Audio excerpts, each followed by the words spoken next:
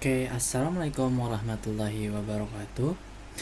Eh, Pada kesempatan kali ini saya akan mempresentasikan proyek karakter building terkait Pancasila dan pencegahan korupsi.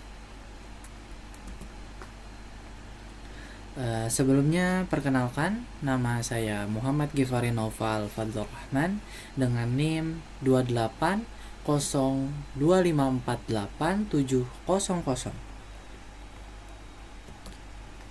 Selanjutnya, latar belakang masalah. Indonesia memiliki cita-cita yang luhur, yaitu mewujudkan keadilan sosial bagi seluruh rakyat Indonesia sebagaimana yang tercantum dalam sila kelima Pancasila. Namun, pada kenyataannya upaya tersebut untuk mewujudkan keadilan sosial ini masih mengalami tantangan yang sangat besar. Salah satunya adalah maraknya praktik korupsi yang terjadi di berbagai sektor kehidupan. Korupsi bukan hanya sekedar pelanggaran hukum, tetapi juga merupakan penyakit sosial yang merusak sendi-sendi kehidupan berbangsa dan bernegara. Korupsi menyebabkan ketidakadilan, memperlebar kesenjangan sosial, dan menghambat untuk pembangunan nasional.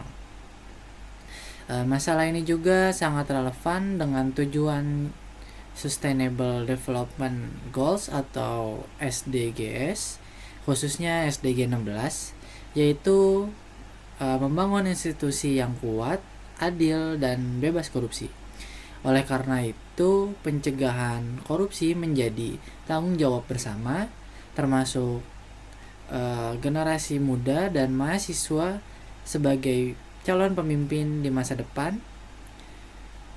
Pendidikan nilai Pancasila menjadi sangat penting untuk membangun karakter anti korupsi. Selanjutnya, rumusan masalah. Yang pertama, bagaimana konsep keadilan sosial dalam sila kelima Pancasila dan relevansinya dalam pencegahan korupsi. Yang kedua, bagaimana fenomena korupsi di Indonesia, khususnya di lingkungan sekitar kita. Yang ketiga, apa saja nilai-nilai dan prinsip anti korupsi yang dapat diterapkan oleh mahasiswa. Yang keempat, solusi yang konkret apa yang dapat dilakukan untuk mencegah korupsi dan menumbuhkan karakter anti korupsi.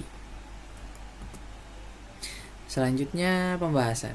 Sila kelima Pancasila, yaitu keadilan sosial bagi seluruh rakyat Indonesia, merupakan landasan etis dalam membangun masyarakat yang adil dan sejahtera.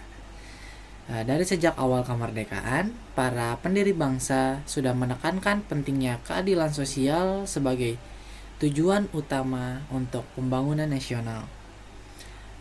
Konsep keadilan sosial ini tidak hanya menekankan pada pemerataan ekonomi, tetapi juga pada keadilan dalam akses pendidikan, kesehatan, dan kesempatan kerja.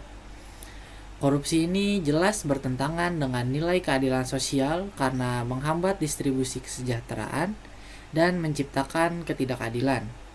Oleh sebab itu, pencegahan korupsi merupakan bagian dari upaya untuk mewujudkan keadilan sosial yang menjadi cita-cita Pancasila. Selanjutnya, terkait temuan. Yang pertama, masih banyak mahasiswa dan masyarakat yang masih kurang paham terkait dampak dari korupsi itu sendiri.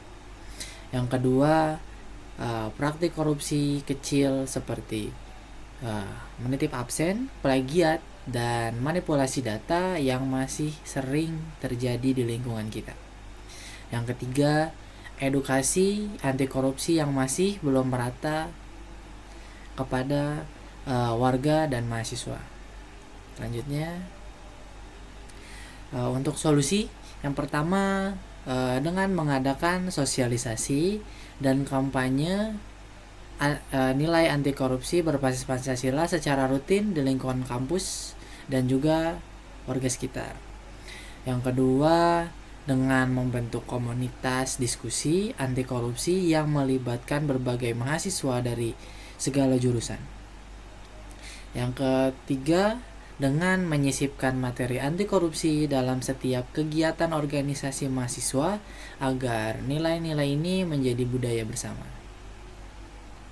Selanjutnya, kesimpulan dari proyek ini dapat disimpulkan bahwa upaya pencegahan korupsi harus dimulai dari diri sendiri dan lingkungan terdekat kita.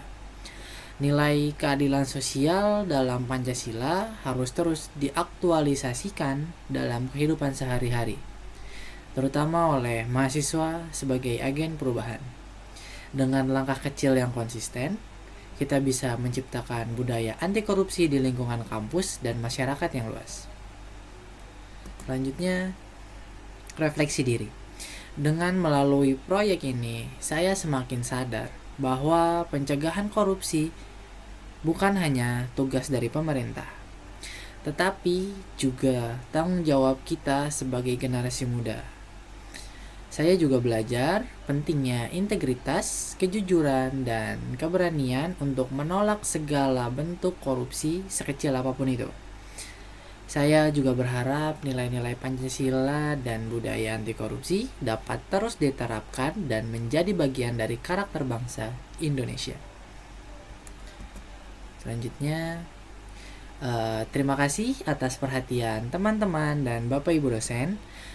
Mari bersama kita wujudkan Indonesia yang adil, makmur, dan bebas dari korupsi melalui pengalaman nilai-nilai Pancasila. Wassalamualaikum warahmatullahi wabarakatuh.